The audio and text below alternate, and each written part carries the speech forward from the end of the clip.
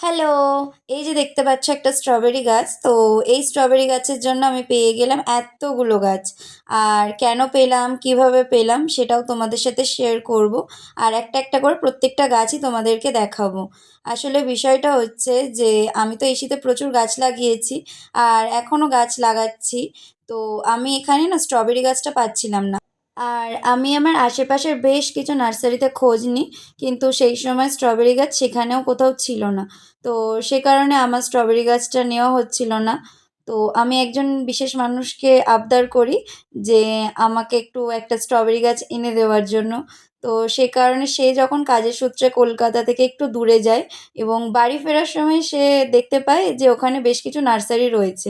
এবার অতটা দূর থেকে সে আমার জন্য ওখান থেকে বয়ে আমাকে ৯ খানা গাছ এনে দেয়। আমাকে আরও গাছ এনে দিচ্ছিল, আমি বারণ করেছিলাম এবং এই গাছগুলোও আমি আনতে বারণ করছিলাম, কিন্তু আমার মুখে শুনে বেশ কিছু ভ্যারাইটি সে চিনে আমার জন্য নিয়ে এসছে। আর আমার এই ভিডিওটা পোস্ট করার উদ্দেশ্য একটাই ছিল যে আমি শুধুমাত্র একটাই গাছ চেয়েছিলাম, সেখানে আমায় এতগুলো গাছ এনে দিয়েছে। আর অনেক মানুষকে বলতে শুনেছি যে তাদের কাছের মানুষরা তাদের জন্য বেয়ার মিনিমাম টুকুও করে না।